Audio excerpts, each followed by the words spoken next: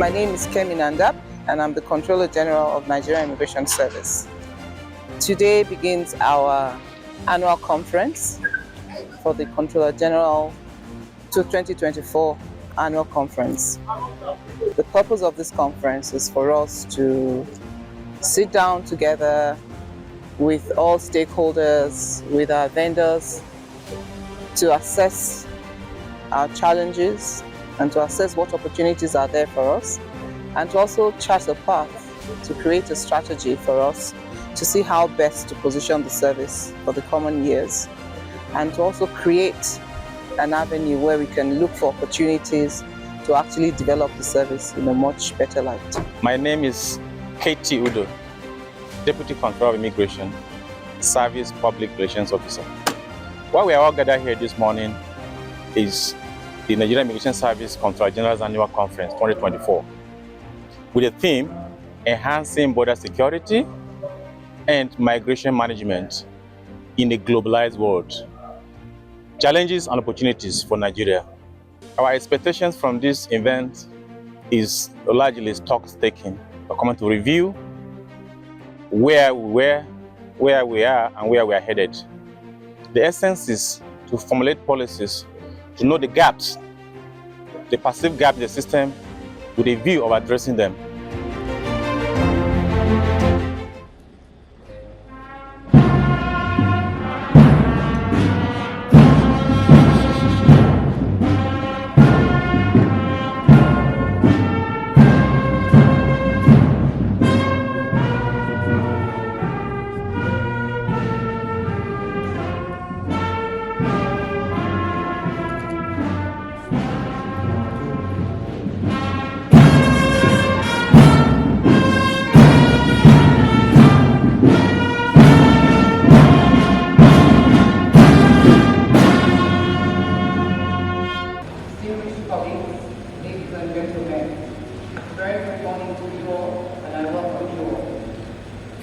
First, let me start with an expression of gratitude to everyone. We are indeed grateful for your presence here today. For this edition of the 2024 Comptroller General Annual Conference taking place in Jos, Plateau State, the home of peace and tourism. I wish to appreciate the immense support of the Executive Government of Plateau State, Baron Caleb Mutwang, and members of the State Executive Council for accepting to host and support this annual conference. The great hospitality we enjoy attests to the warmth and friendliness of the government and the people of Plateau State. I appreciate especially our current ministry, ably led by the Honorable Minister of the Interior, Honorable Dr. for finding time out of his busy schedule to be present here today. Recognition and gratitude goes to our stakeholders and partners in the gathering we're having today for honoring us with their presence, despite the short notice. We have a full agenda to accomplish in the coming days. We have designed this annual conference to exchange ideas, propose solutions, and also as a window of opportunity to improve border and migration management and governance in Nigeria. Hence, the theme of this conference focuses on enhancing border security and migration management in the globalized world, challenges and opportunities for Nigeria. We shall derive from these themes 3 key objectives. 1. To assess the current state and preparedness of the NIS in meeting its statutory mandate. 2. To identify emerging challenges and opportunities in border governance and migration management. And 3. To develop sustainable strategies to reposition the NIS towards enhancing national security and economic development. Our approach includes technical sessions comprising of scientific papers, syndicate group presentations, and a peer-to-peer learning exercise. The details of all these are contained in the program, and we do hope that our discussions will be interactive and innovative, and will also leverage on your expertise in providing solutions to these challenges so that we keep our borders secure, migration safe, orderly, and ready. We recognize the complexities of securing our borders, which spans over 4,000 kilometers with neighboring countries such as Benin, with 773 kilometers, Cameroon, with 1,690 kilometers, the Chad Republic, with 87 kilometers, and the Republic of Niger, with 1,497 kilometers. And of course, the Gulf of Guinea, with about 853 kilometers. NIS remains committed to leveraging technology, international cooperation, and capacity building to tackle these challenges. Our aim is to ensure the safety and security of Nigerians. I'm glad to be here today on behalf of the HGF, Senator Dr. Georgia Kume, fellow Nigerian Institute of Management, and COA. It is an honor and pleasure to be invited to this year's Comptroller General of Immigration Annual Conference, which brings together critical stakeholders in our nation's immigration sector with a view to sharing ideas on how to manage our immigration effectively towards border enhancement, governance, and security of our dearly beloved country, Nigeria. Let me begin by appreciating the tireless efforts of the Comptroller General of Immigration, officers and men of Nigeria Immigration Service, for making sure that our borders are kept safe and secure at all times. Please, keep up the good work. However, I need to charge the Comptroller General and all immigration stakeholders to come up with practical measures aimed at securing our nation's vast borders. Once our borders are protected, internal threats can easily be dealt with.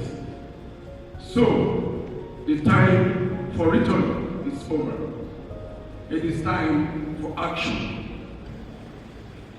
I bring warm greetings and felicitations from the National Security Advisor, Madam Nuru Ribadu, MNI, to the organizers and attendees of this auspicious gathering with the theme Enhancing Border Security and Migration Management in a Globalized World, Challenges and Opportunities in Nigeria. In today's interconnected world, international boundaries are no longer mere geographical boundaries. They have become complex interfaces that facilitate the exchange of goods, services, ideas, and culture.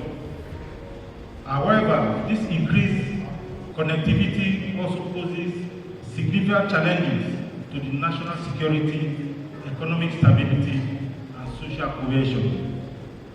Nigeria, with its 4,047 kilometer stretch of border and its strategic position in West Africa, presents challenges in managing migration and securing its border. Some of these challenges include issues bordering on national security. To mention a few: terrorism, banditry, smuggling of arms and light weapons, money laundering, counterfeiting, wildlife trafficking, human trafficking and smuggling in human migration, trafficking in illicit drugs, and corruption. The effects of these security challenges on national life, to say the least, on our national life, to say the least, are very colossal, ranging from very high crime indices and social disorder to economic downturn, political instability, and weak governance structure. It is based on this above fact that the National Security Advisor welcomes the idea of this conference as a right step in the right direction. I am Air Vice Marshal Precious Nnamdi Amadi, representing the Chief of Defense Staff, General C.G. Musa, CFR, on this occasion. So when I say I don't mean myself as Air Vice Marshal Amadi, I mean the CDS who I'm speaking for. And now I read. I'm delighted to be in your midst on the occasion of the Comptroller General's Annual Conference 2024. It is gratifying that with the prevailing security situation in our nation, the Armed Forces of Nigeria and the National Immigration Service and other security agencies are working together to ensure that our nation is secured with diverse security challenges bedeviling our society. I must say that the role of the National Immigration Service in promoting peace and harmony in our society remains very, very crucial. Looking back at the security situation in our country in the past 1 year or so, one is filled with a abiding sense of pride at the accomplishments of the Nigerian Immigration Service and its collaborative efforts in crime management and reduction in Nigeria. The service, no doubt, has been at the vanguard of the fight against cross-border crimes and other forms of criminality as seen in the country. As a testimony to your commitment and valor, Nigerian Immigration Service is on a daily basis successfully tackling internal security challenges, keeping our borders secure, and combating global transnational threats and crimes.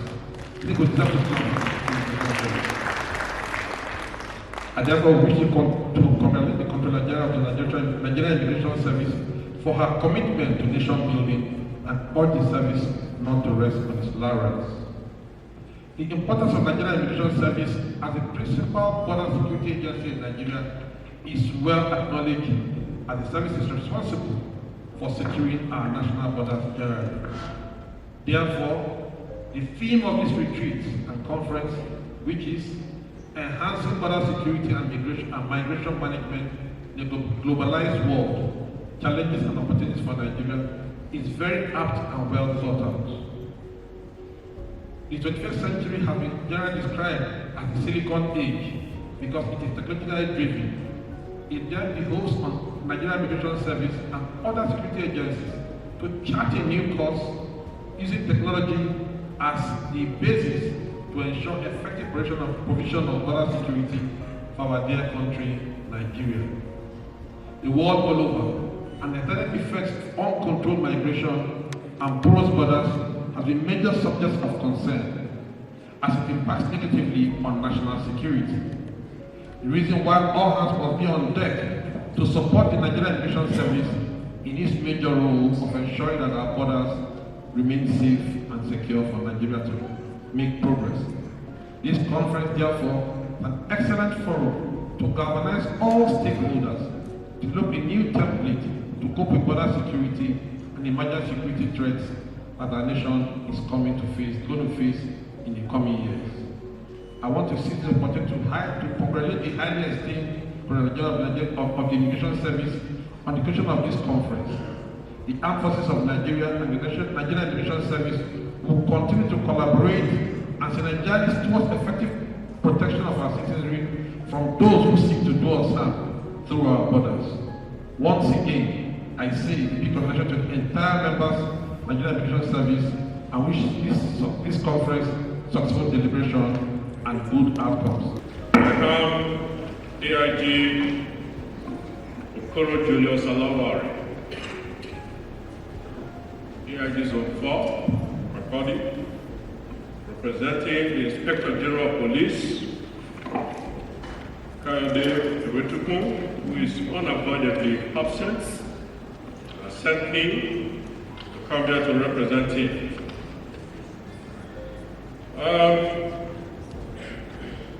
It is the goodwill of the Inspector General of Police that this annual conference will be a fruitful one and will bring to the enhancement and development of the security, national security. There has been a synergy between the police and the immigration and other security agencies in the country towards combating crime and to ensure that there is national security. And it is the wish of the Inspector General of Police that that collaboration that has been existing between the police and the Nigerian Immigration Services will continue. And there is the hope that heinous crimes that have been transcending our borders, such as money laundering, trafficking, border car robberies, and the rest of them, illegal immigrants that are coming into the country to commit havoc, will be checked, and the police will ever be ready, to collaborate with the Nigerian Immigration Services to put an halt such crimes that are transcending our borders. We assure you that we are here, present and ready for you. I am so excited, not because I'm here as a guest, but because I am here as part of the twin. Those who know us know that everywhere you see Tyree, you must see Kayode. Everywhere you see an immigration officer, you must see a customs officer. We are bound together, we work together like the MTN advert. Everywhere you go, you must see us together. History has it that the customs was established in Nigeria in 1891. Immigration came a little bit after that. So to settle this, we say that customs is the senior brother in the twin arrangement.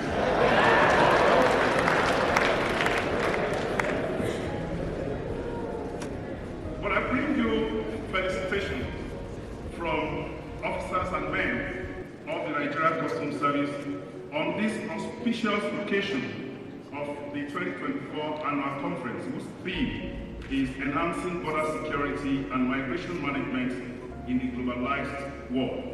This theme is not only timely, it is also very, very relevant to our current national discourse on security.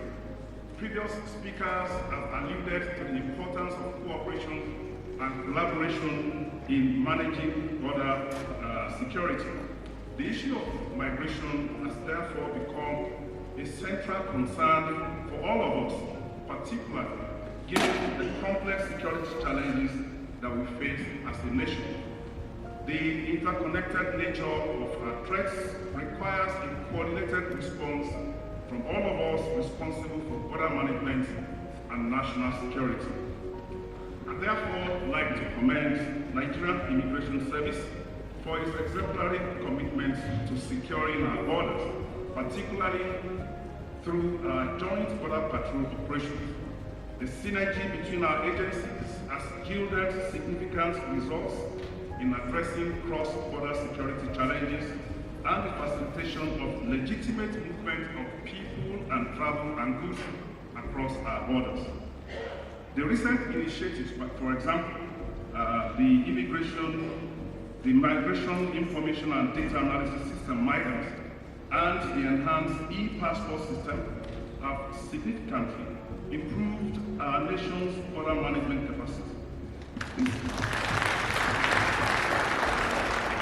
These innovations have not only enhanced security, but has also improved service delivery to Nigerian citizens and has improved the reputation of the Nigerian Immigration Service. However, as border management agencies, we are mandated to do more, and you will recall the recent resolution by the National Assembly. This resolution specifically directs both Nigeria Customs Service and Immigration to enhance our technological capacities in border management. This directive aligns perfectly with our ongoing modernization initiative. This mandate has created a renewed urgency for all of us to accelerate technological integration into our operations. Customs is pleased to inform you all that we are currently developing comprehensive strategies that will foster closer cooperation between our services to effectively fulfill this legislative directive. These strategies will leverage our existing technological platforms while exploring innovative solutions for enhanced border security and management. One thing that is always good is when agencies recognize what their functions are, what their mandates are. And for us at NIMS, we feel so excited that the Nigerian Immigration Services is looking at the issue of border security at this time in Nigeria. Of course, if you look at all the challenges we have had, especially let me just take one of those challenges that has to do with food security. It comes because we have a very porous border. But of course, the question is always there. Can Nigeria even ever have a border that is tight? It is going to be very difficult for us to have a very tight border because these borders are basically what we call artificial borders, dividing families across the lines imposed on us by the colonial masters. Of course, it is difficult when you have some Yorubas in Benin Republic who have kings and friends across the border, and of course the same thing happens in the northern part of Nigeria. Now, if we have to solve this problem, we need to take a wider look beyond what we ordinarily look at. It is not very easy, and of course immigration knows that, to impose a border on the land and say this is where people should not cross. But then, from what I've seen from the generations we are going to have, we are looking at it from a global perspective, which means that can we have an integrated border where even when you say you're a Nigerian and you have kings across the border, can we have an integrated border? Is there anything we can do to ensure that we mutually respect those fiscal lines that we do not see? I think the Immigration Service are actually trying to do more to enhance the job they are doing, because I feel they're already doing a lot in that regard. And also to seek collaboration with other agencies on how this can be achieved. Because if you look at all what they are doing in the service, Immigration has been in the forefront of agencies of government that has embraced technology as a way of service delivery. And when you talk about securing our border, the world has moved on. We've moved away from physical security to using technology to secure the border. And the Immigration Service are doing a lot in this regard. Just like it was said before, that with the coming of the new CGI and with the oversight of the Minister of Interior, they have deployed the e-gate solution system, which is a border control management solution that they are going to use to manage the border. As the City of Customs, the advanced information system is something that is deployed that very soon will see it in effect. So a lot has been done. Our passport solution have been enhanced. Even the migration system is in place. So before now, I think the immigration are doing it, but we are gathered here today to seek way of collaborating with other agencies and improve on the service delivery they are already doing. And as the CG of Customs said, my own, he said, wherever you see Taye, you see Ken. Wherever you see immigration, you see Nigerian Customs Service. And I'm happy to say that Customs also follows suit by embracing technology in carrying out the operation. That is why they have the trade, they have the information system of Customs. And what I would like to see here is that I want to see that synergy between what immigration is already doing and what the Customs has done recently. We inherited an immigration service that was more like a travel document issuing agency. And I said, issuance of travel document is too small a task for an agency that is tasked with border governance. Hence, the primary role of the Nigerian Immigration Service cannot be relegated for what I call auxiliary roles. The primary role of Nigerian Immigration Service is border control, management, and border governance. And of course, other ancillary and other sub-responsibilities. Of course, issuance of travel documents and all other issues. Those are secondary. The reason you don't need to be a paramilitary agency to issue travel documents. That's the truth. But the reason why you're a paramilitary agency is because there is a responsibility in the enhancement of internal security that has been given to you, and your ability to deliver on that determines your relevance in the architecture of our national security. The era when representation on the national security architectural map is based on assumption is gone. The era now is that your relevance will be determined by your proactiveness and ability to nip problems even before they come. Security all over the world is no longer reactive, it's proactive. And at this juncture, I'm charging the Nigerian Immigration Service in terms of border management, in terms of border security, in terms of migration management, and in terms of playing its key role in the national security architecture to be proactive. No longer are we going to just be reactive. I bring you greetings from His Excellency, the Executive Governor of Plateau State, Barrister Caleb Manasseh Mutfwang, who is unavoidably absent. He would have loved to be here, but he sends his greetings, and he has asked me to represent him. Just like the Honorable Minister said, for those of you that know me, I'm not someone that likes to read speeches. I like to talk from the heart. But since I've been sent here, I'm doing as directed. So I will permit me to read His Excellency's speech. Now, it is with immense joy, gratitude to Almighty God that I stand before you today at this significant gathering, the Nigerian Immigration Service Comptroller General Annual Conference 2024. This event holds a special place in my heart because of its far-reaching impact on our nation's border security management and the assurance it provides on a global scale that Plateau State remains a safe and welcoming environment for business and investment.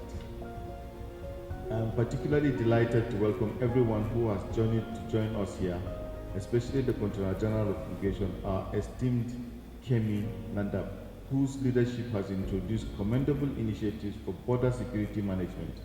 Her forward-thinking approach to employing advanced technology for border surveillance has been instrumental in addressing the challenges posed by illegal migration. The theme of this year's conference, Enhancing Border Security and Migration Management in a Globalized World, Challenges and Opportunities for Nigeria, could not be more relevant. It resonates with President Bola Ahmed Tinubu's renewed hope administration aimed at fostering national unity, strengthening our economy, and reinforce peace across the country. I am optimistic that this conference will serve as a platform for thorough assessment and strategic planning in order to enable the Nigerian Immigration Service to better fulfill its mandate of effective border surveillance. Here we have an opportunity to examine emerging challenges, explore new pathways in border governance and migration management, formulate sustainable strategies to enhance national security and support Nigeria's economic interests. As a government, we are deeply committed to fostering greater collaboration with the Nigerian Immigration Service. This includes using cutting-edge technology for efficient border management and creating a conducive environment at both state and local government levels for secure data capture and biometrics, especially for rural dwellers, so as to empower them with essential travel documents to support business mobility and trade.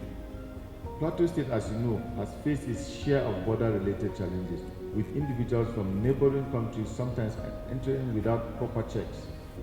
My administration is ready and willing to work closely with the Nigerian Immigration Service to address these issues proactively and ensure that they do not escalate into larger security concerns. I want to assure you of my administration's steadfast commitment to supporting the Nigerian Immigration Service in any way possible to achieve its critical mandate of safeguarding our citizens and preserving our nation's unity and security. In conclusion, let me once again warmly welcome you to the beautiful and peaceful city of Jos, the home of peace and tourism, the best state in Nigeria with the best weather, the best food, the best people. I encourage you. Migration management refers to the policies, procedures, and practices used to regulate and facilitate movement of people across international borders. Effective migration management aims to balance the needs of individuals, communities, and nations. The United Nations recognized 4 trends that have direct implications for sustainable development, namely population growth, population aging, urbanism, and international migration. While the first 3 trends are matters of local and national management, international migration requires cooperation among countries of origin, transit, and destination for effective management. Regardless of the migratory status of a person, it is necessary to provide humanitarian assistance when someone needs it. These include food, water, sanitation, shelter, health, and safety care. Tell you they come into Nigeria, some will tell you they come to seek for jobs, some will tell you they come to see their families, some will come and, so there are different ways. So inter alia, when you look at it, tourism has a relationship with migration because migration entails the movement of people from one place to another, while tourism also entails the movement of people for other reasons probably other than that migratory aspect we're talking about.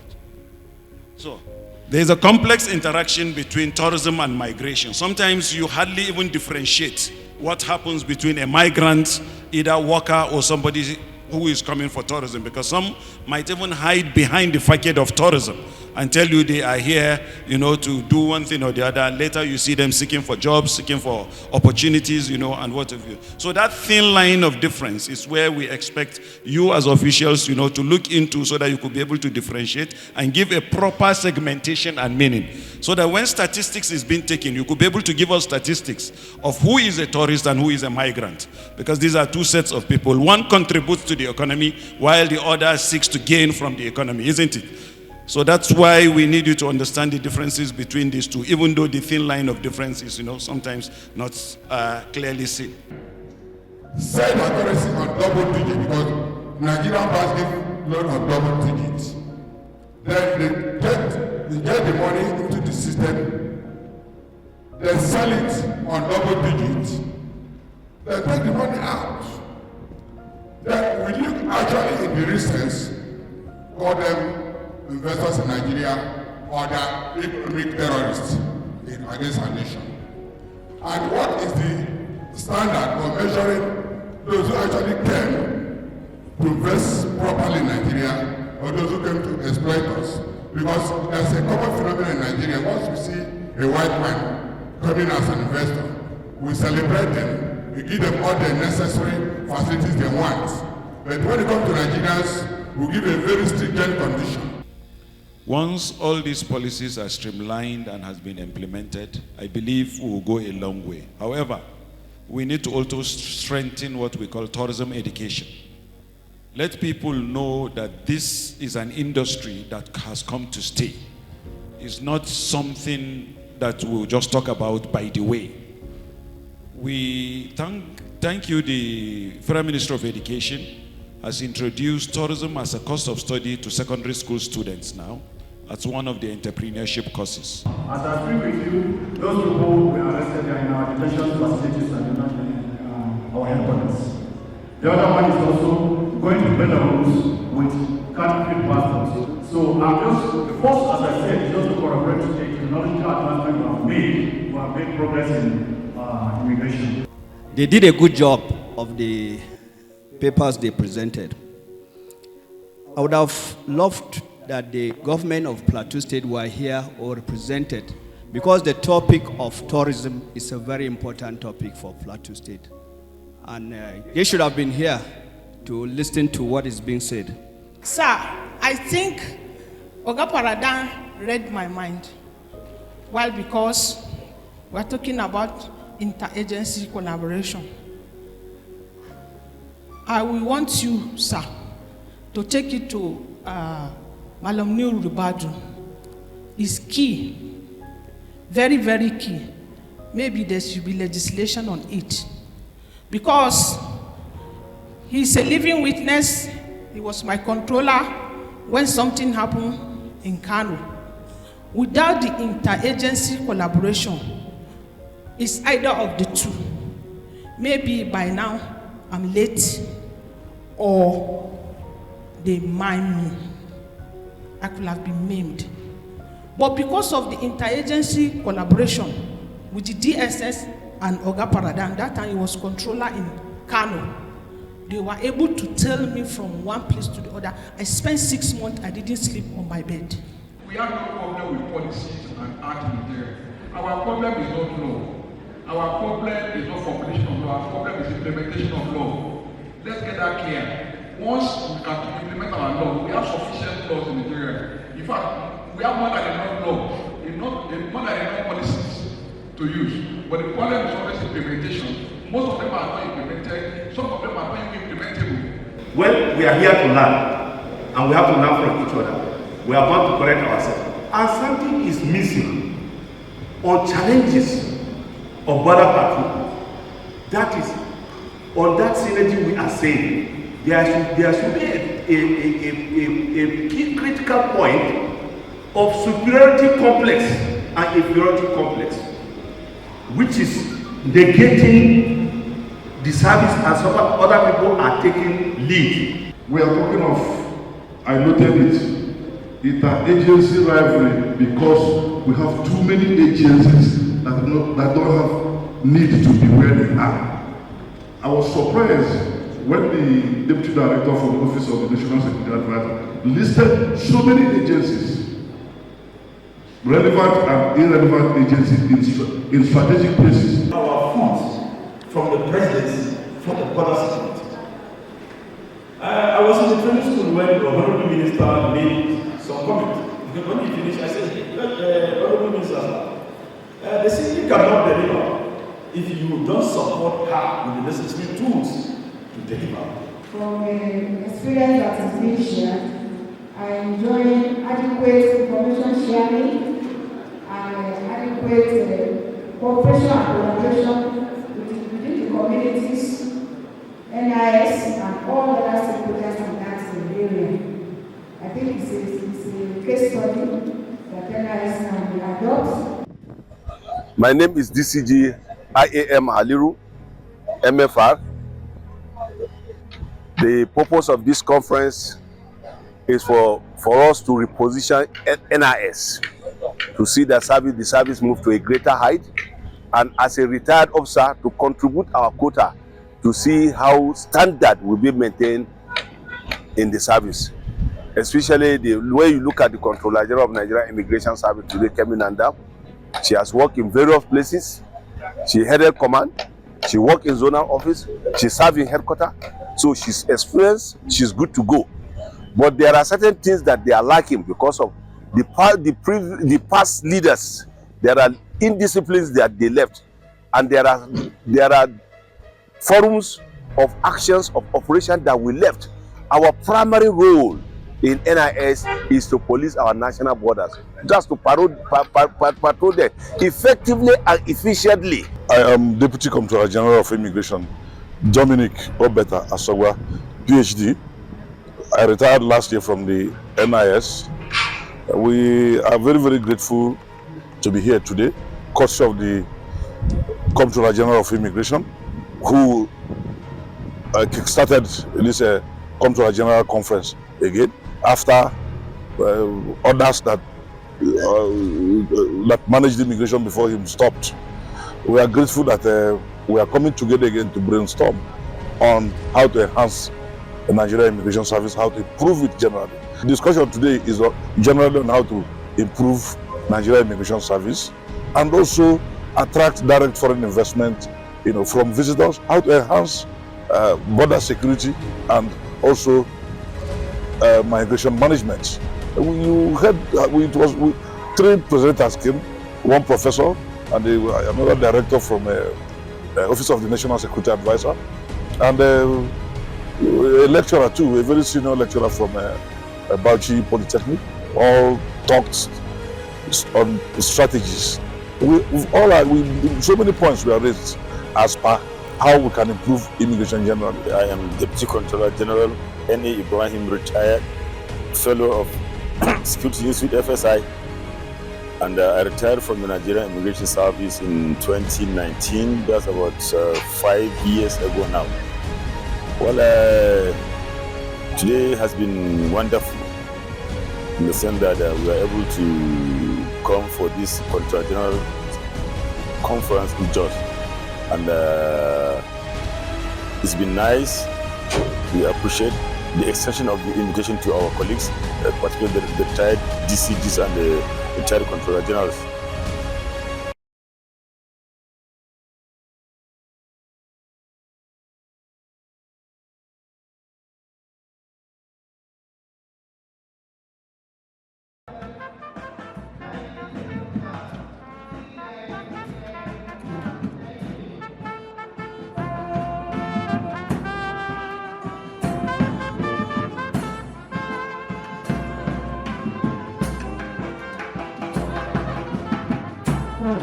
It's another beautiful day, and we're expecting that today will also be a successful story. And for the beautiful NIS band that has been entertaining us since yesterday, plays a beautiful round of applause. Thank you very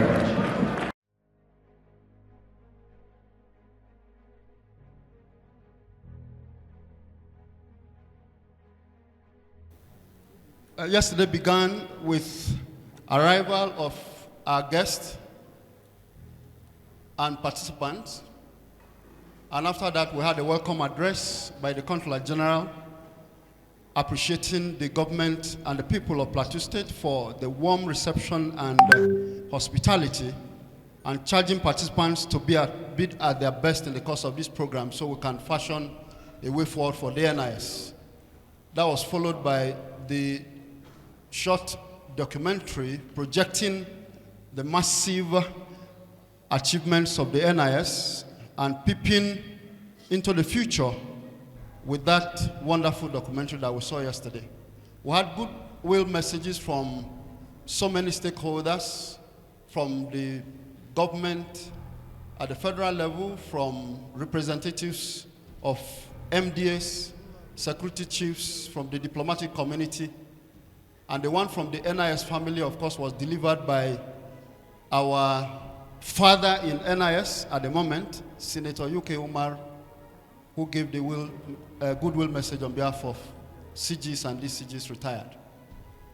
We had highlights of the goodwill messages. Of course, the focus was on the need for interagency synergy, and then re-echoing the need to sustain the tempo of capacity building, and several other issues that were addressed. We had a keynote address from the Honorable Minister of Interior, who particularly mentioned that border security is critical to the development of our country, and within the framework of the NIS mandate, the tempo of our commitment should be maintained. He also drew the attention of stakeholders to the need for sustained partnership, particularly amongst the NIS, the Customs Service, and the Border Communities Development Agency, among other issues captured in his keynote address. The conference was thereafter declared open by the Honorable Minister of Interior on behalf of the President of the Federal Republic of Nigeria. We proceeded to plenary.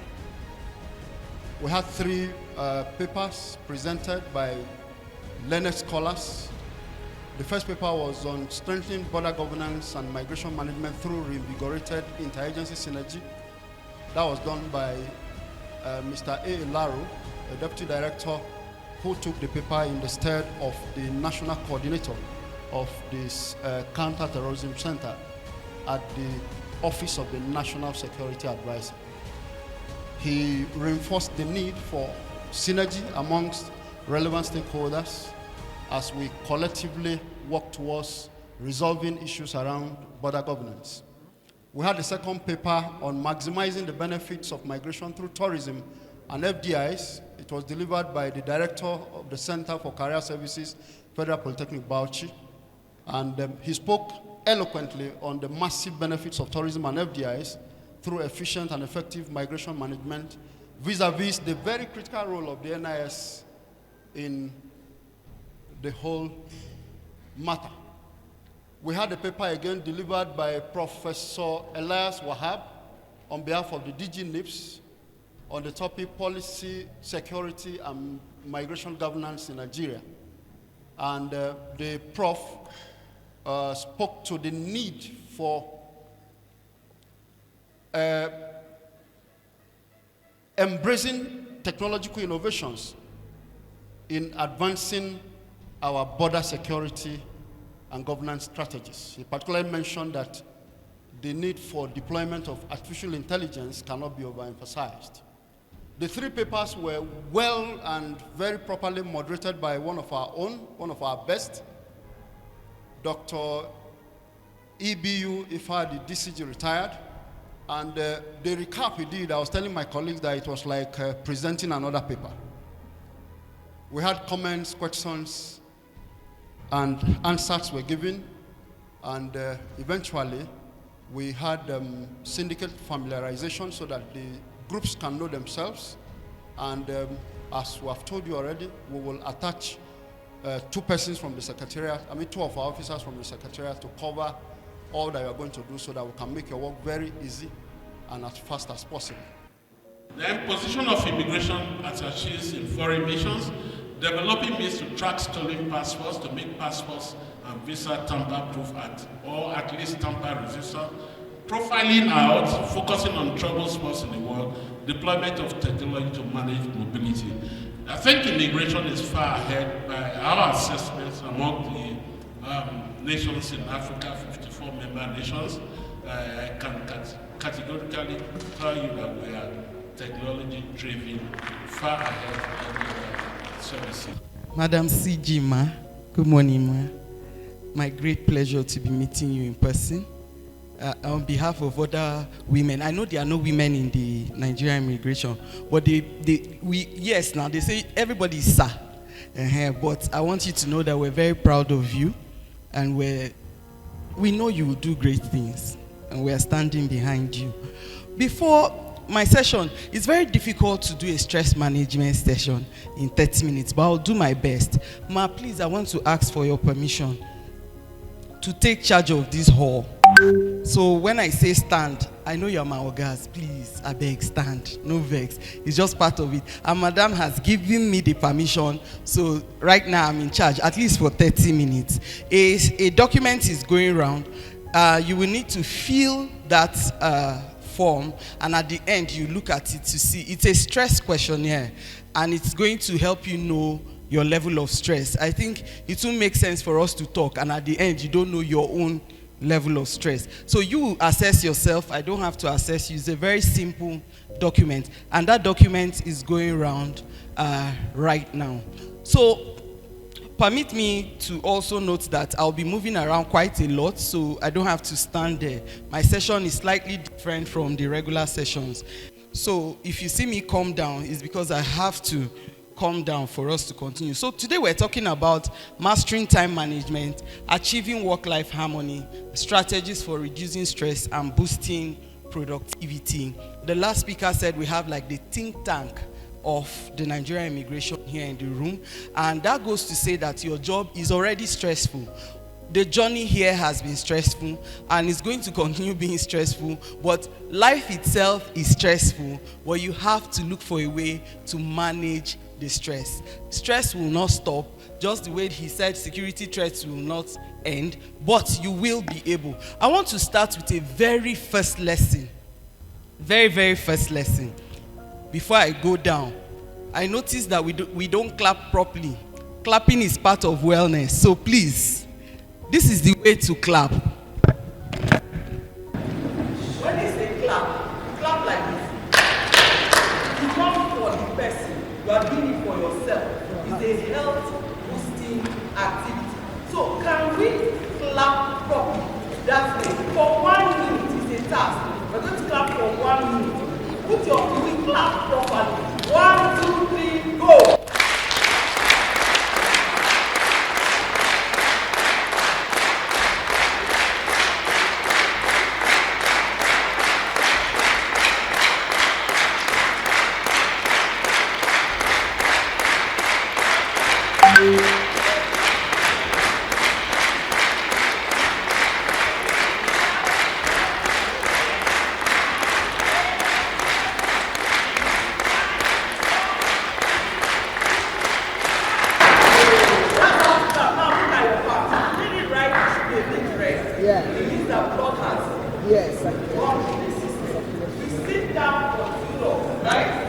Anytime you are sitting down and you feel sleepy, you feel tired, you feel, just clap. I'm telling you, if you do it for even 10 seconds, the blood will flow through your system. It will wake you up. Is that okay?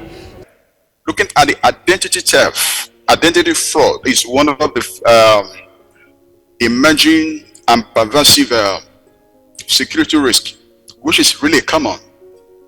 Fake documentations and identity theft, which has that capability to compromise Nigerian immigration system if it's not checked.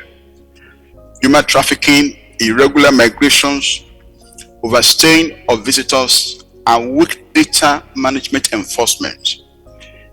I also want us to look at the other risk as well. This is a cyber security risk. Let me commend the Nigerian Immigration Service, because I'm aware that they have done substantial migrations of solutions and digitalizations. My question goes to Dr. Willie. It seems the push out border strategy, is it only related to air travel? If not, how can we extend it to our border areas, especially the land border, in order to combat irregular migration? Then to our amiable stress facilitator. There was a time I visited an ENT doctor. He told me that the use of headphone and earpiece affects our eardrum and can even lead to death. But you are recommending it as a way to minimize the use of phone. My own is a form of advice. We know quite all right that our CGIs is trying all our best to ensure that we have the best. But I will still implore her to please assist us on the issue of welfare. What I mean is that this issue of pension, there is need for us to have a good pension scheme. It will affect all of us one day. After retirement, what comes to us is not, it doesn't worth it. They should please assist us to find lasting solution to that. Any speaker that comes and gives us lecture, when they talk about borders and so on and so forth, what I notice is that they talk about land and air border, but the sea border, you know, when they talk about it, they just glaze through it. They hardly really, you know, give us real insights in the sea border.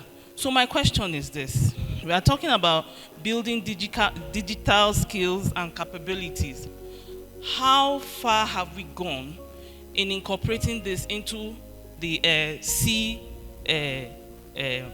bordering? I have a question to Dr. Willie.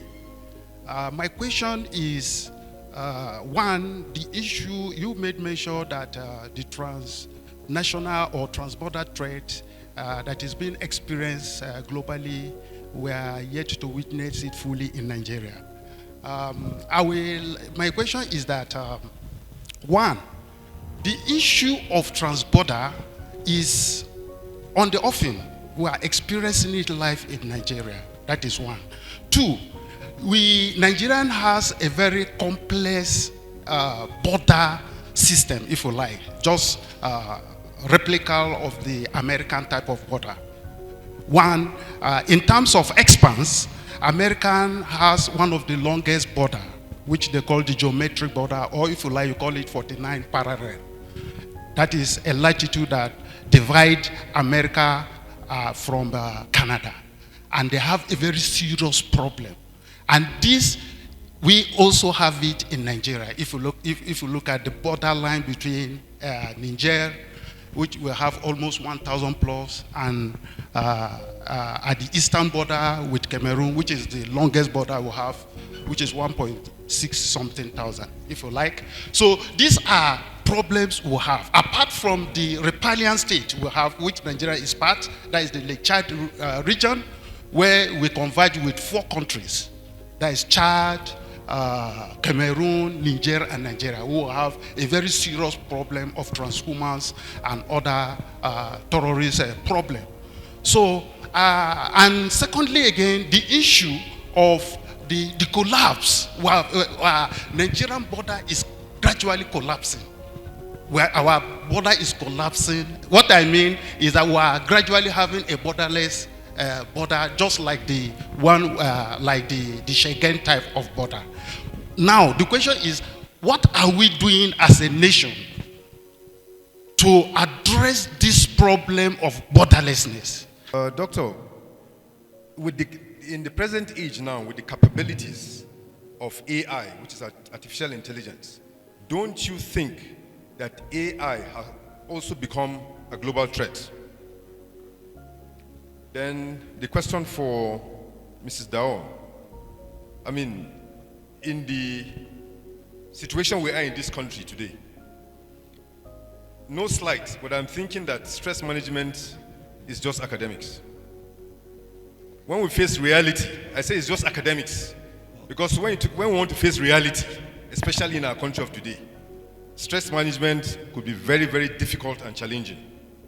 So my question is, how do you watch stress levels when you have a lot of work to do and deadlines to meet?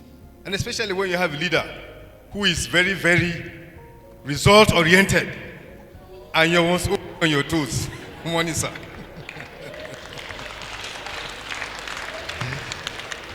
Ma, I'm curious, please. How do you control your time if your schedule is dependent on another person? If that person is not time conscious and is probably your superior, by the time it comes to your schedule, maybe there is a lot of pressure on you already. You are thinking of how to face the hold-up to Nyanya. I don't know how you are going to control your stress level, and it's not even a one-off situation, it's a recurrent situation. How do you control your time? How do you control the stress level? My question is on the second paper presentation, Mastering Time Management and Achieving Work-Life Harmony, Strategies for Reducing Stress and Boosting Productivity. My question is, what stress management technique do you think will work best to boost one's productivity in a working environment? Thank you. stresses the staff. White is not a good color. Yes, it's not a good color for inside the office. You can paint the building, but inside where they work, white is not a good color. White already puts you under pressure to behave yourself, adjust yourself. You see, in hospitals, they use white. But if you enter the ward, hardly do you see white inside the wards. They will mix it with something, maybe light blue or something, to tone it down. Because white puts you on attention. And you're already on attention as you are. So it might not help. And then good chairs. If the chairs in the offices are good and people are comfortable, it makes work easy. But for your kind of work, learn to get up once in a while and move around if your work permits it. Take your break. Take your leave. Officers are good at selling leave, or what is that thing they do? They'll just ignore the leave. Take your leaves. You need your leave. You need it. You must take it. Go and enjoy it. Rest. Learn to exercise. I work hard. It's not exercise. I'm a hard worker. It is not exercise. There are things that go on in your body that exercise. There are hormones that are released when you, and then try to love your job. The truth of the matter, finally, is that if you don't love being an immigration officer, you're already going to be stressed. You're already there. Why not learn to see the good that your job is doing? Learn to see the impact it is making on society. Learn to see what good you are making, how you are changing lives, and begin to change your mindset about your job. If you love your job, it will not be a job again. It will be a vocation. It will be something you just love doing, and your stress level will go down. Somebody talked about Felicia, talked about out-border strategies. Yes, it became, emphasis is not only at on the airport alone. I'd like to let you know that it's an ongoing process. There will be improvement from time to time. Actually, when we designed the API PNRO scheme, it's an CAO standard, and we actually want to look at the land borders because we have mostly more than 80% of mobility going on around the land and maritime borders. So, but the issue has to do with manifest. How do you transmit the manifest? How do you put in place so many things? But I even now know that when we started with MIDAS, it was mainly focused in certain areas. But we now have handheld MIDAS in remote border locations. So technology is also driven by source of energy. So it's going to move gradually. And I think from what you heard yesterday, our CJ said he's putting emphasis on solar panels. So wherever you have solar panels and some of these facilities, you get those facilities there. Thank you all for coming. I'm sure everyone will agree with me that today has been a very interesting one. Very, very interesting, and we're able to shake our body. Most of you didn't do any exercise this morning, so at least that was a little. And with Dr. Iselebo, I mean, I don't need to say anything. He's always been there for us. He's a very good support. Thank you for your support.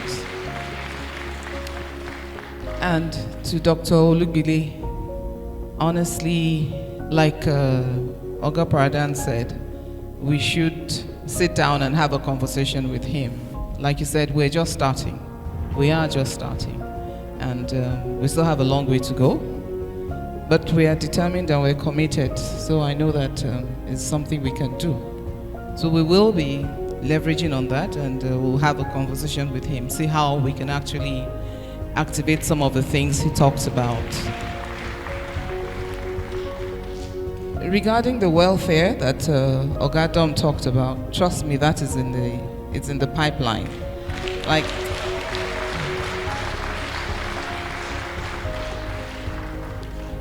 honestly, I have to say that this administration, this renewed hope administration, is really what it is, renewing a lot of things. And welfare of our officers is one thing that the minister has been very passionate about. And we're going to step that down. I'm sure the DCG border is aware that we're working on some packages for our new border squad. So we're looking into that as well. But let me not bore you all. I'm sure we're all looking for lunch. It's been a wonderful session this morning. Please enjoy your lunch, and we'll come back again for the next session. I got my issues, I admit that. You got some things that hold you back, but we are acting like we're children, looking to blame for what we lack, before we lose everything we have tomorrow. Can we forget what went wrong yesterday? I'm in the streets, thinking I could be discreet, but I messed up something sweet. Just what I needed, some time to tell you please. I'm on my knees, this was never meant to be. I did rubbish, and it is just what it is. But I this full of knees, my lungs that barely breathe. You're what I need, I admit it, I admit. No one could ever love me. May I hand over the microphone to the moderator for this afternoon session to commence the presentation, please. Unlike all the other initial moderators, you can see I'm highly humbled to be moderating this session. Everyone has a PhD at the back of their names, but I don't have any. Please pardon me for any of my lapses. Thank you. The presenter for this afternoon session, like we have earlier mentioned, is Professor Tunji Olaopa. At the center of any good immigration system must be a structure with inbuilt capability to rapidly respond to regulatory changes and innovation. It must also be able to respond to the flow of immigrant demands from within the country and around the world, while at the same time providing self-reinforcing safeguard for national security. What does this suggest? It implies that the immigration service must be capability ready to facilitate seamless entry and exit of immigrants, including genuine investors. And as is common knowledge, the notion of customer has its root in private sector. The idea of that customer can choose, criticize, reject services started creating the customer first work culture. But even at that, a lot of development has happened around the world. Service delivery delivered to customer in the provider-client relationship also progressed. And so when we were doing Servicom, the era has moved to the era of consideration of public as citizens. What does that mean?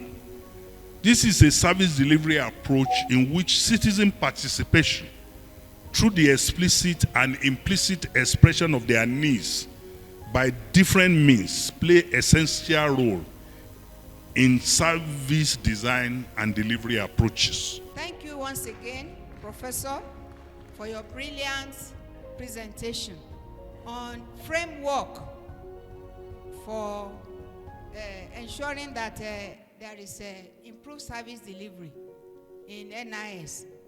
Prof, I want to thank you very much for a very erudite and timely lecture.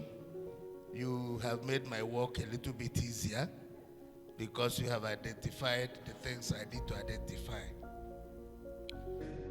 I've been in a position to receive requests. Sometimes I pity the CGI. Maybe in a week he will have to attend to 10 committees of the National Assembly and others. Attend to 10, 15 queries. My question is, in such a circumstance, how can anybody sit down and concentrate and do his duty? I think the professor has theoretically put everything in place with regard to service delivery, and we are grateful and we are enlightened on this. He talks about the area of lack of competition in public service delivery, and then of course he put most, it's like a comparison of between public service and the private sector, which is very important. But I think mine is a comment. The Nigerian Immigration Service, as you rightly said, you are not very much conversant with the duties of the Nigerian immigrations, or some of the, I don't know how to put it, like you don't have much details of what the Nigerian immigration service. But in some areas, we have to look at it globally. The Nigerian immigration service, some of its services reflect are globally competitive in nature. We have to look at it more than the way that there is definitely competition. Some of our policies, some of our approach at the airports, some of our visa process issues, the fees we charge and other things should be looked at competitive. We are looking of attracting foreign direct investment in this regard. So if you don't look at it at that, from that perspective, you are compromising some other things. First of all, I appreciate you and I congratulated you. I participated in your presentation, which I saw is academically very good and up. But there are certain critical questions I would like to ask.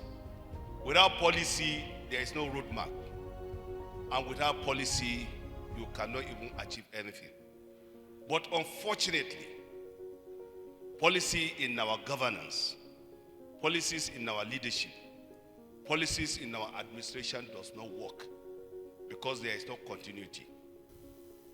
The destiny is in your hand, and the way to go about it is to rethink the entire model of NIS into a strategic plan, a plan for like 10 years, the future of NIS. What's a strategic plan? As is, should be, and how. And that was what Ifueko Omuigi did at that time. She took over and saw that FIRS was chronically bureaucratic, whereas it's one of the goose that lays the golden egg and could be better managed. So she used her consultancy background to do a reprofiling. And first, I was director of program then in the Bureau of Public Service Reform. She made a presentation to us and to the steering committee chaired by Erufai at the time, and later Okonjo-Iweala. Of course, it helps when you have champions who can take up your case. So when she came up, she did a very beautiful analysis of what FIRS was contributing, just like NIS can. Prof, I didn't expect anything less. I know what you're capable of, so I've been a beneficiary of his substance. Let me just put it that way. But let me correct, the notion that some of you have. I was speaking with retired CGI's Paradan, and he said to me that maybe I've become a politician because of the way I was talking about the administration. But I'm not a politician. I'm not interested in politics. I'm just saying it as it is. This administration has been amazing. Regarding our revenue, the minister wrote a memo to the president, and the president graciously gave us an approval for us to get a substantial amount of what we're making. So, it has never been done. It has never happened in the history of NIS. This administration, I keep saying it, and I will continue to say it, that this administration, this renewed hope agenda, has found a place in NIS. It's not politics, it's just what it is. We have benefited a lot from this administration and will continue to benefit. What I was talking about is the minister took a memo to the president regarding our, the revenue we're generating, and the president graciously approved. So we're pulling a percentage, from what we're making. So we're in the process of working out the modalities. So very soon, at least, we'll will start benefiting. So that's for all of you to hear. So thank you very much. Your presentation has been wonderful. It's been a learning curve for all of us. We've learned a lot. I'm Professor Tunji Olaopa, the Chairman, Federal Civil Service Commission. I'm so delighted to be here. It's good to subject your system to critical review, especially at the level of service delivery and service improvement. And my sense is that the immigration service is really going to very, very great heights. They are doing really great, especially in the deployment of technology to change the face of migration management. So, and what we have done is to offer some few insights that will make them to structure it beyond technology, to process, to performance, to resource management, and also to do some bit of strategic prospecting through the development of a strategic plan with embedded business plan that can project a measure of how they can increase a quantum leap in their revenue generation possibility. My name is Adewi Funke Cecilia. I'm a retired Deputy Comptroller General of Immigration Service. Today's session that I moderated is on the framework for rethinking Nigerian NIS and how to improve on service delivery and efficiency.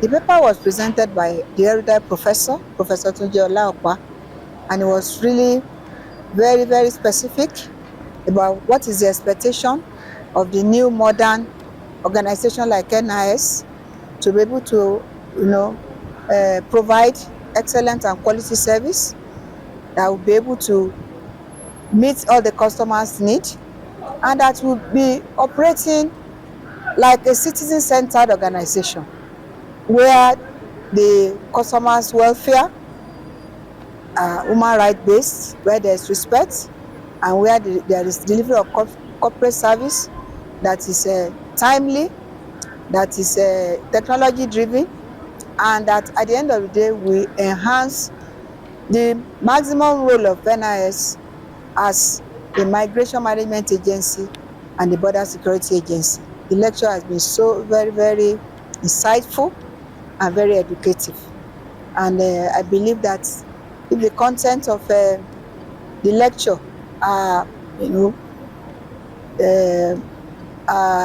giving adequate follow-up and processing by the current CGIs at the rate at which she's working, she's dynamic, she's very hardworking, and she believes in providing and improving the system during her tenure. I believe that NIS, the next couple of years, will be an organization that will be the darling of Nigerians. I'm David Shefu Parada, Comptroller General of Immigration, retired, Officer of the Federal Republic of Nigeria, OFR, member of the National Institute, MNI. I worked in immigration service for well over 30 years and rose to the rank of a Comptroller General of Immigration. We have been in another fantastic annual conference of the CGI.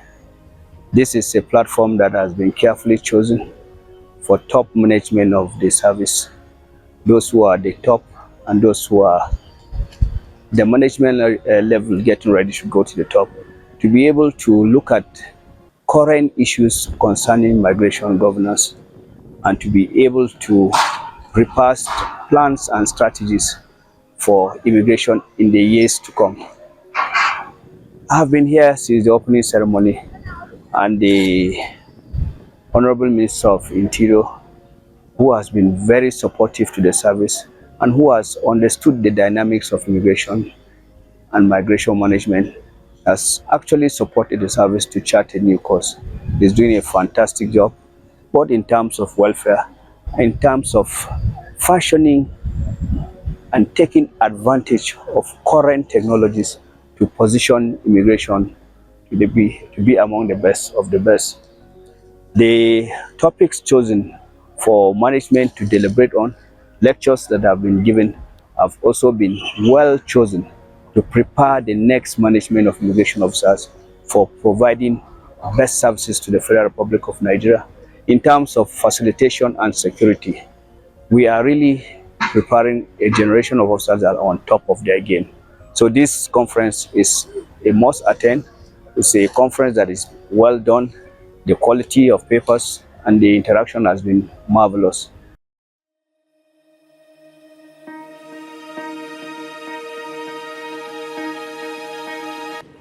Addressing the funding challenges of Nigerian Immigration Service.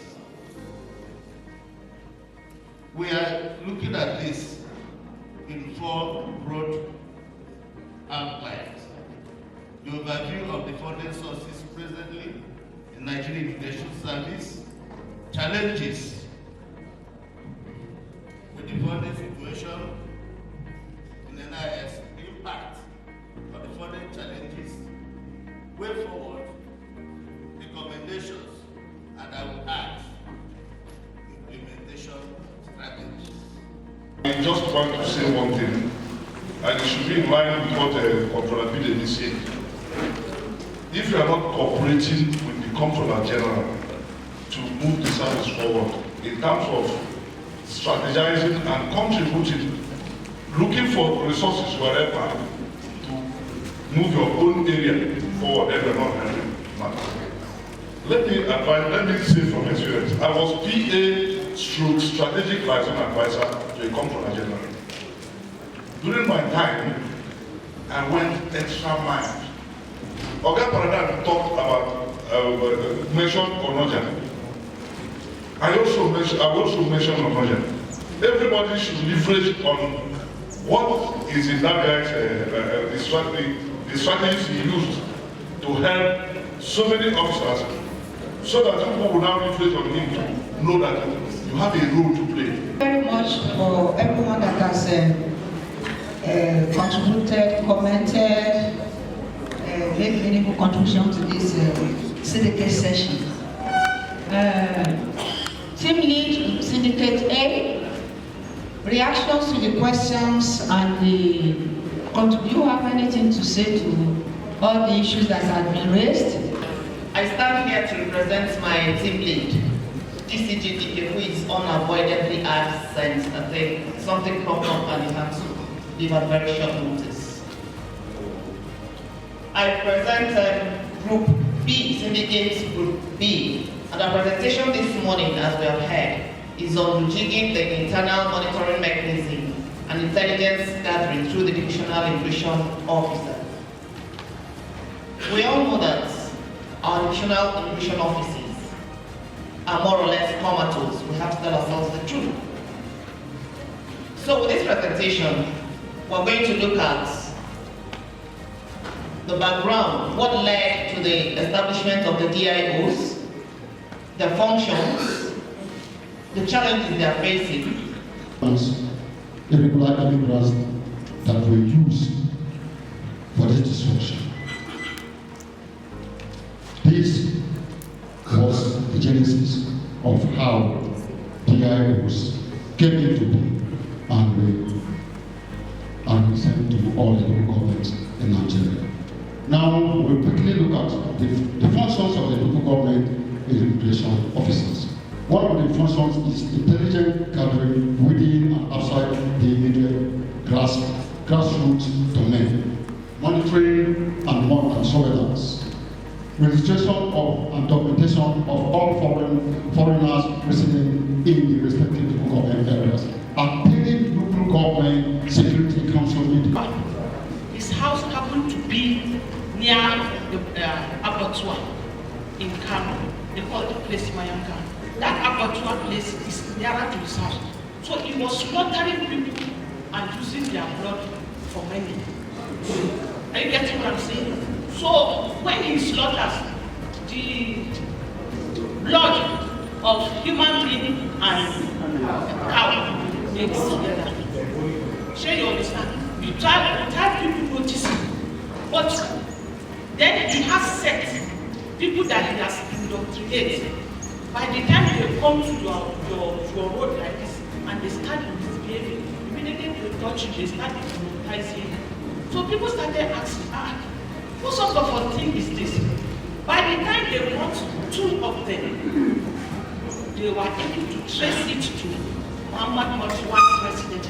Come and see everything, people they do, Scotland. So that blood that was going was covered because my uncle is by the side. So that's the immediate and process.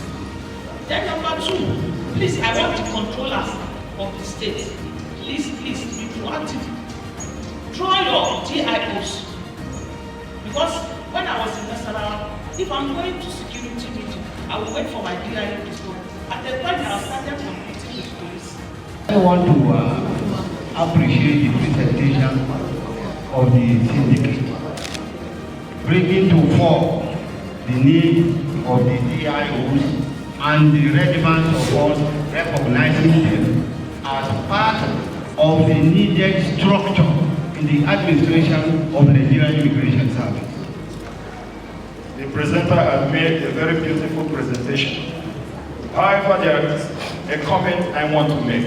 It has to do with the need for human intelligence sources, HUMINT.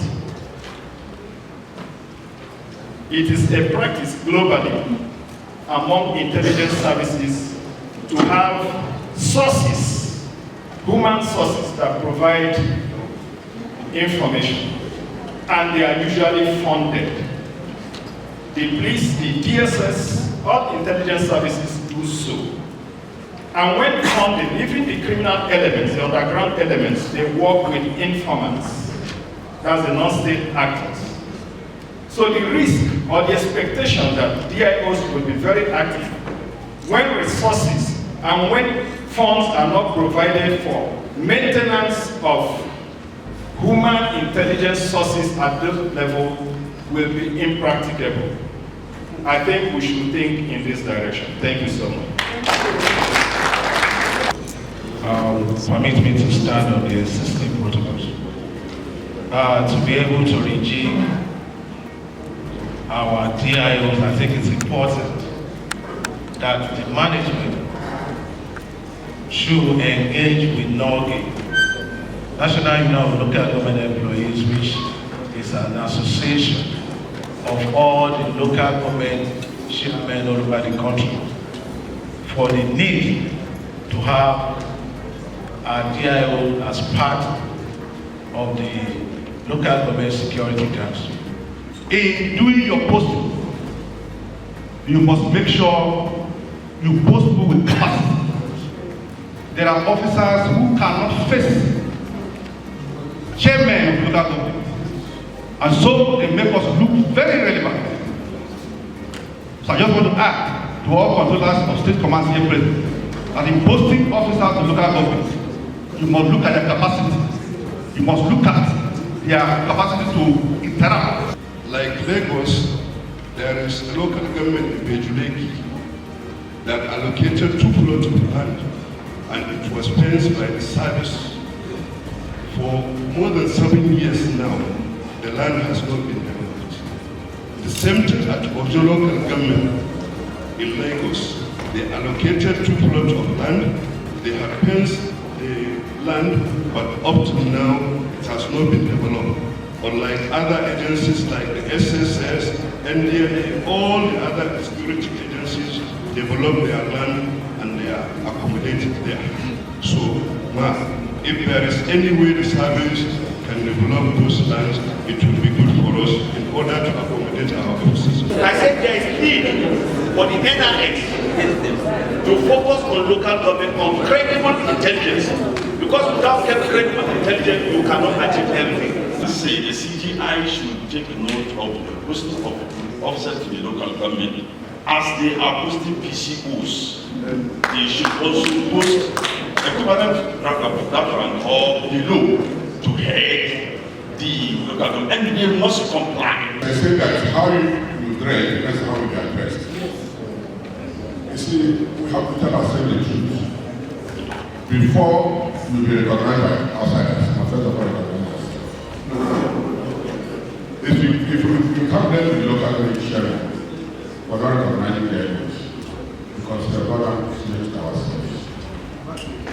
most local government immigration journals particular offices. And why is this so? When you go to our offices, the ones that have offices, you see a GMO using mark to flee. That's the student in the office, hanging his box. Big money. TSS has offices in all the local government, 774 local government of the Federation. Why can NIS not be giving funding? CGIs, it is possible, it's doable. Because of the current state of insecurity. Insecurity and intelligence is local. And when your people are not properly accommodated, they don't have place to stay. Some of the local government offices where they stay, you see, roofs are dropping. The feedback is that the participation of most of the participants was very poor. Very poor. Yes. There was only 10, maximum 20% of participation in all the syndicates. That is serious indiscipline. If the DCGs here, who are supervisors of all the syndicates, should assess the performance of all of you here, many of you will fail. Because you did not even attend any of the sessions when we were preparing.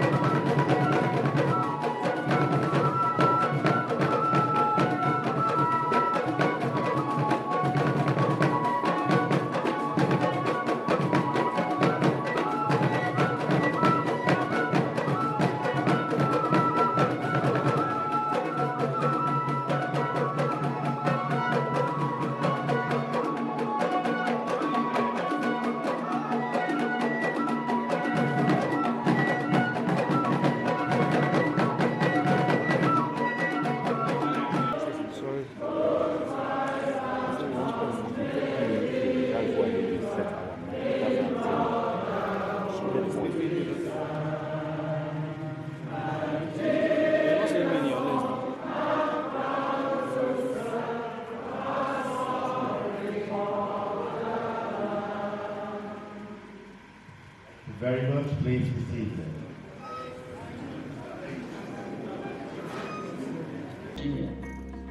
The three broad objectives include 1. Access the current state and preparedness of NIS to meet its statutory mandate. 2.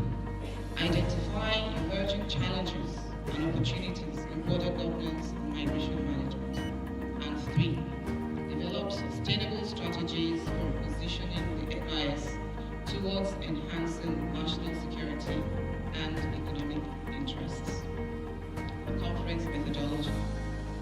The 3-day conference and technical sessions were conducted in plenary sessions, including syndicate groups, which were 4 of them, and presentations as well, and a peer-to-peer learning exercise. Extracts from proceedings identified the need to implement sustainable cross-cutting reforms that guarantee seamless service delivery. The Comptroller General of Immigration Service, Mrs. K.N. Nanda, PCC, MNI, Retired Comptroller General of Immigration Service, Mr. D.S. Paradam, Retired Deputy Comptroller Generals, Serving Deputy Comptroller Generals, Serving Assistant Comptroller Generals, Controllers of Immigration Service, all other conference participants, the Deputy Chief of Staff, the Chief Press Secretary, the protocols, members of the press, ladies and gentlemen, I greet us all in Jesus' name. It is with great honor that I stand before you as we come to the close of the Nigeria Immigration Comptroller General Annual Conference 2024, themed Enhancing Border Security and Immigration Management in a Globalized World. Challenges and opportunities for Nigeria. I am filled with gratitude for the insightful discussions, valuable contributions, and meaningful connections that have been made over the past few days. Throughout this conference, we have delved deep into the complexities of border security and immigration management in a world that is increasingly interconnected and interdependent. We have explored the challenges that Nigeria faces in safeguarding its borders, managing immigration flows, and addressing the diverse needs of migrants and refugees. We have realized that existing models in securing our borders is becoming obsolete, and it behoves of us as progressive thinkers to adopt and stay ahead of the curve. Our borders extend beyond land, sea, and air. Hence, we must prepare for the new frontier of the cyber space. As a government built on the mandate to lead change, we must therefore build modules for tactical management of this digital border, ensuring our security and prosperity. It is evident from deliberations in this conference that the task ahead is formidable, but not insurmountable. The challenges we face are real, but so are the opportunities that lie before us. By working together, sharing knowledge and best practices, and fostering collaboration across borders, we can enhance our capacity to manage migrations effectively and ensure the security and well-being of our nation.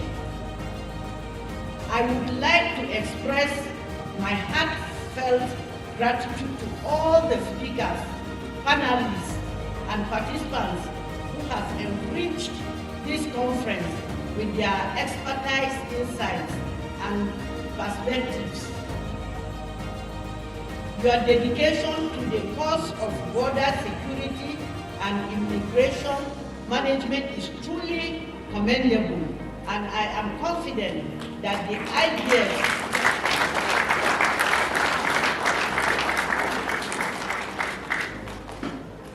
ideas and solutions generated here will have a lasting impact on our efforts to build a more secure and inclusive society.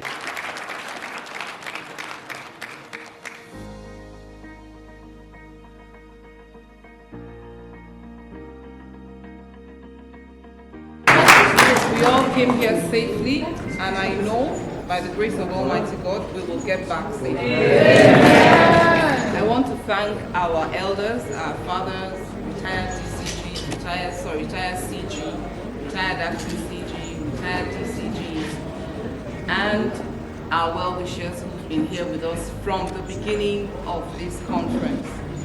We do not take your presence here for granted. We know that you've dropped everything you have to do and you've been here with us, and you've been here with us fully. You have participated actively. Your input has been welcome. It's been enlightening, it's been enriching, it's been knowledgeable. Thank you very much for your contribution.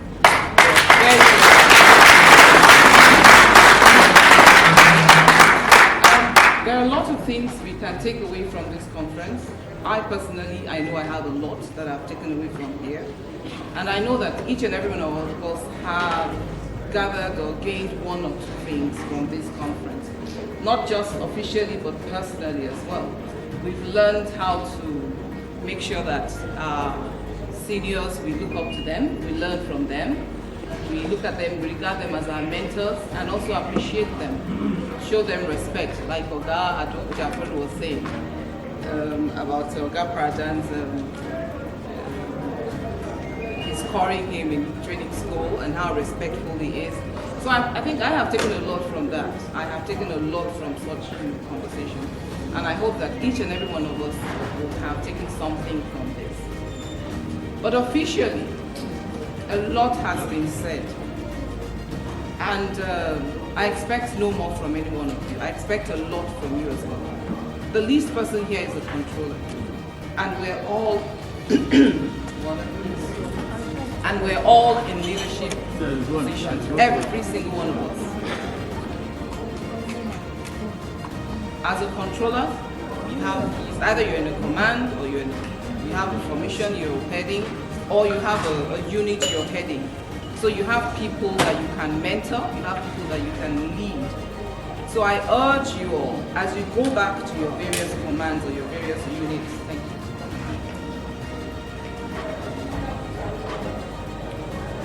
I want you to take a leaf from what you have learned today about leadership. You must take ownership. Timidity or being timid or being, cowardly should not come to play at all. Once you're a leader, a lot of things are expected of you. That means you have a followership. You have people to lead. So I want you all to go back to your various places of duty and make sure you do that. You lead, you provide leadership wherever you are. And that means you must instill professionalism. You must instill discipline. And wherever I go to, everyone is always saying, oh, there's a lot of indiscipline in NIS. I beg to disagree. I just believe that a lot of them have not found good leadership. That is how I look at it. Because if you have a leader, you're leading. Your followers will follow you. So it's up to you, the leaders, to lead your followers. So please go back to your respective commands and lead properly. Lead by being professional. Lead with integrity. Shun corruption. I might sound like a broken record, but that is the fact. We must rejig NIS. The minister says that it's business unusual. It's the truth. We can't keep doing the same thing over again and expect different results. It's not possible. It's not sustainable. And I personally will not condone it. Absolutely not. I will not condone it. So I urge you all to go back to your respective commands and place of duty and make sure you cascade training. Like Mr. Adeoye said, you do not have to wait for the service headquarters before you train. There's so many ways you can conduct training. And there's a lot of self-development we need to do. So please, I hope that each and every one of you has actually taken something away from this conference. Not just officially, but your personal life as well. In terms of how do you develop yourself? How do you acquire knowledge? It's not enough for you to just say, oh, the service has not trained you, and so, well, it's not your problem. Trust me, it is your problem. Because you'll become a liability. The only thing that's constant in life is change. And everything is changing. I personally, if I don't learn something a day, I don't believe I've been productive that day. So you must constantly improve yourself. And these things are very easy. You can go online. You have GP chat. There's so many ways you can learn. Please improve upon yourself. It doesn't cost anything. It's very appalling when some people will stand before you and cannot even express themselves, and they're controllers. It's sad, but it shouldn't be that way. It should not. So I beg you, please go back and make sure that you do something. Discipline, that is not negotiable. Professionalism, you must. You must provide leadership.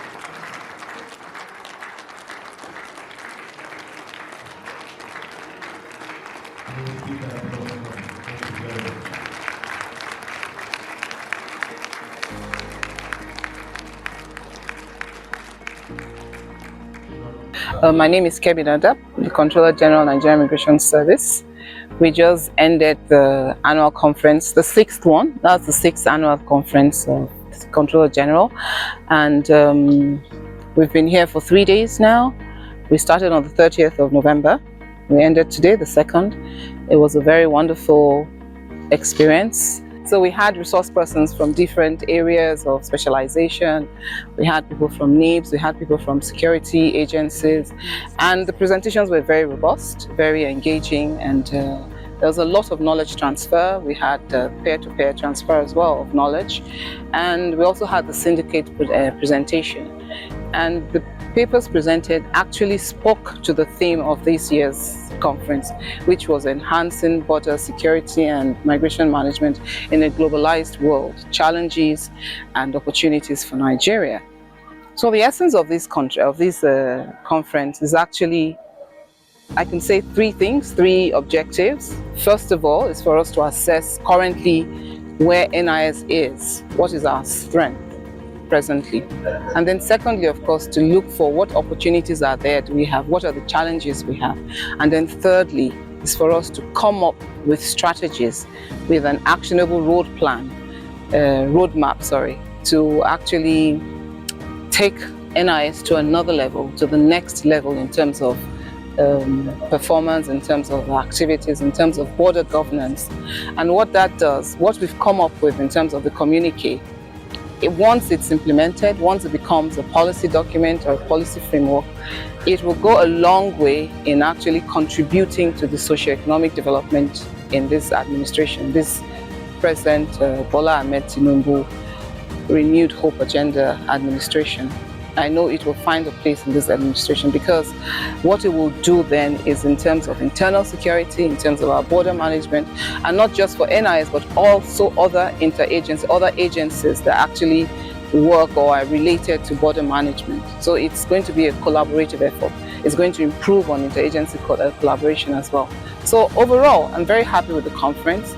And we had over 400 participants drawn from all over and they were all the management cadre, from the management cadre. It was very robust, participation was very active, everyone was very active, and it was a beautiful presentation.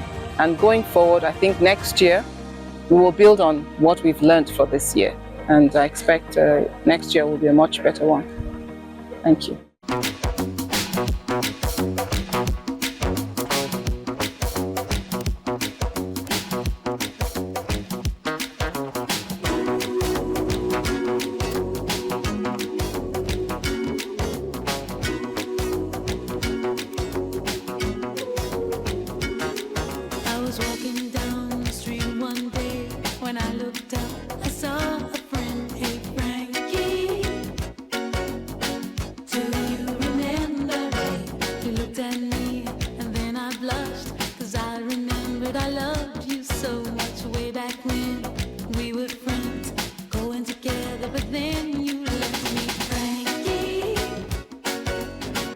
The representative of the Comptroller General of the Nigerian Immigration Service who is here. She is the Deputy Comptroller General in charge of Works and Logistics, AJ Umana. as well as our very own State Comptroller of the Nigeria Immigration Service, Grace Ukangum, who is here. Other officers of the Nigeria Immigration Service. We want to just welcome you, each and every one of you. Our protocol will direct you to whatever we have for you this evening. It is not an evening of talks. It is not an evening for us to make speeches. It is an evening for us to be controlled and told where you need to go and get what you need to get, to take what you need to get, and to do what you need to do. In a moment, I will invite Her Excellency, the Deputy Governor, as well as the representative of the Comptroller General of the Nigeria Immigration Service. It is only the two of them that will make comments here, and then we'll enjoy ourselves, and then we'll depart. We have the Plateau State Cultural Troupe, something that you want to play for our visitors. Thank you.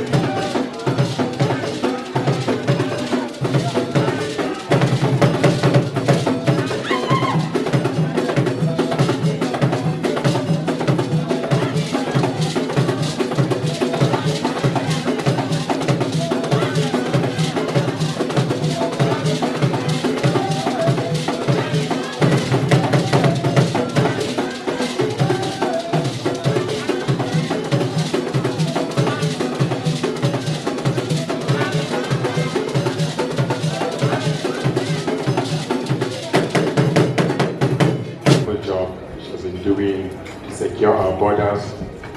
We also want to appreciate the government for finding her worthy to give us this gifting dinner. May I please invite the representative of the Comptroller General to step forward to receive the flag on her behalf. Thank you.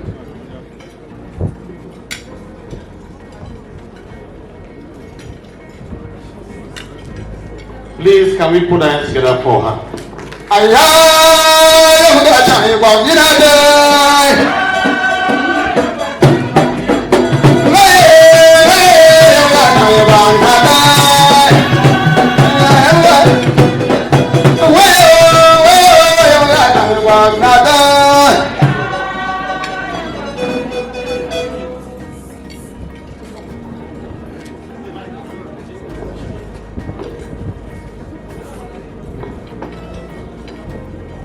Congratulations, our mommy and mentor, CGI Nanda. on your well-deserved appointment as the Comptroller General of Immigration by His Excellency President Bola Ahmed Tinubu, GCFR, by Rock Youth Association. Mommy, we are super proud of you. Thank you.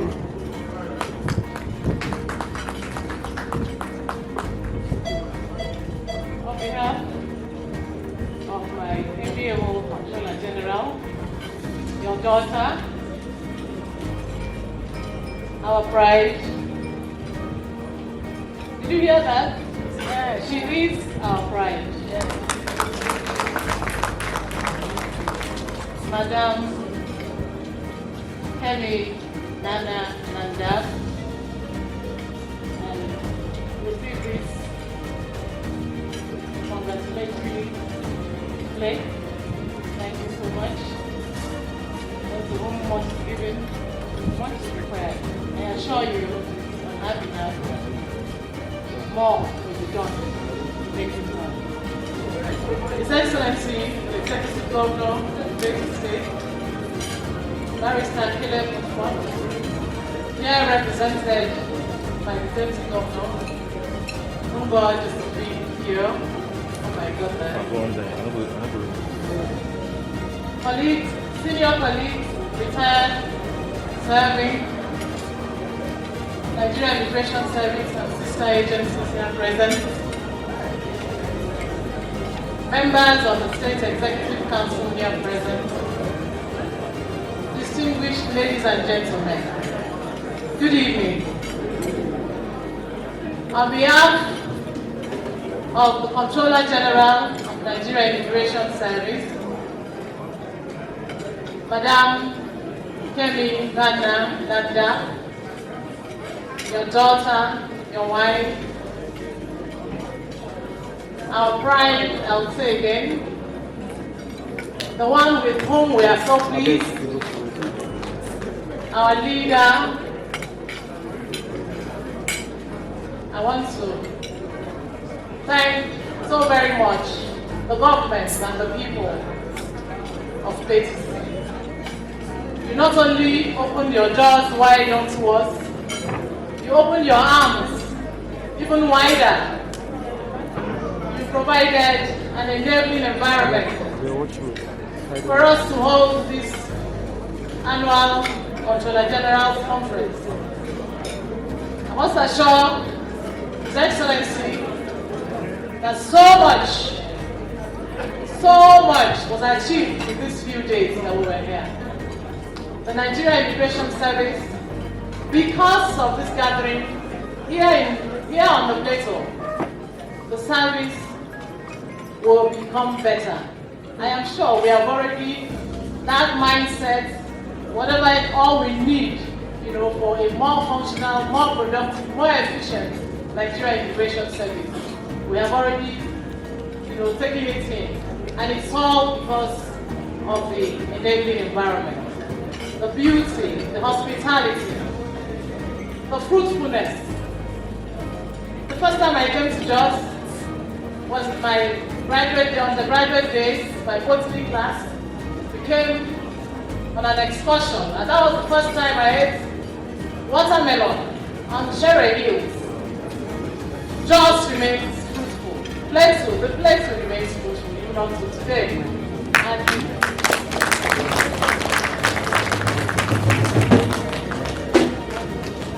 as you can see our beautiful faces, it was a fruitful time here. And the nation will be better for it, because you afforded us the opportunity to do that. Thank you very much. Thank you so much. On behalf of the CG, I know she said something. She assured you, she gave you assurances in the afternoon. She's not here because as indefatigable and as untiring as she is, she has gone up to another assignment. That is why she's not here with us.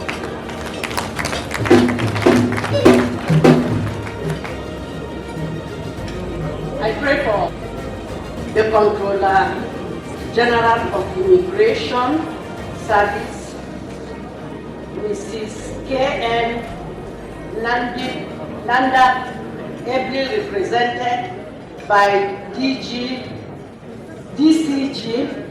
AG Umana, the Deputy Comptroller General, both serving and retired, members of the State Executive Council, members of the State Security Council, and other heads of paramilitary organizations, the Assistant Comptroller General of Immigration present, the Comptroller of Immigration from various states, very senior officers and participants of the Noble Conference, special advisors, Deputy Chief of Staff and other senior government officers, invited guests, members of the press, ladies and gentlemen.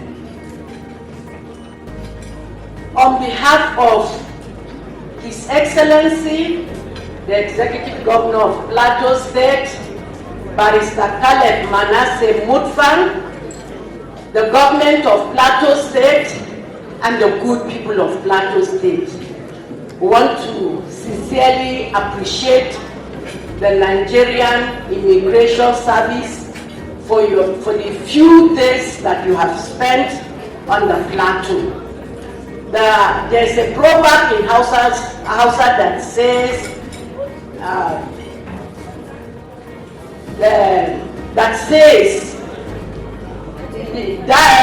Levin Daddy Karewa, that it is good when you, it is not very pleasant when you meet and the place is favorable and conducive, and when you are partying, it becomes unfavorable.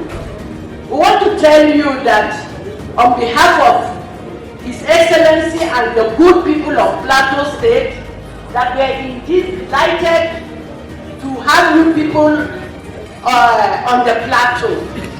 Your choice of Plateau State is in the right direction.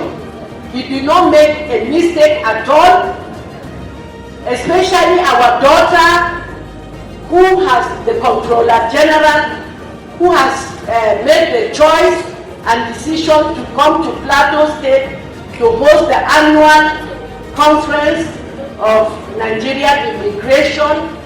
We want to tell you that these few days that you have spent on the plateau, that we are going to miss you, and we want to tell you that in the near future that you should come back to Plateau State again. And next time you will be out for surprises. We will surprise you the more on the plateau.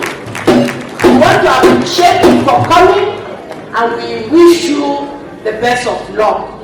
And we wish you journey mercy back to your various destinations. Sit back, relax, and enjoy your meals, the delicacies that are before you. We have even shown you, even our cultural troupe have given you the best that they have. We have also given you the best that we have on the plateau. If you want, we have the best fruits and the best food in Nigeria. So please, I want to urge you that you should not go back tomorrow, but wait till Monday, shop for yourselves, and then you will enjoy what you have got from Plateau. Thank you. May God bless you all. Enjoy your trip. Enjoy a safe ride back to your various destinations. Thank you.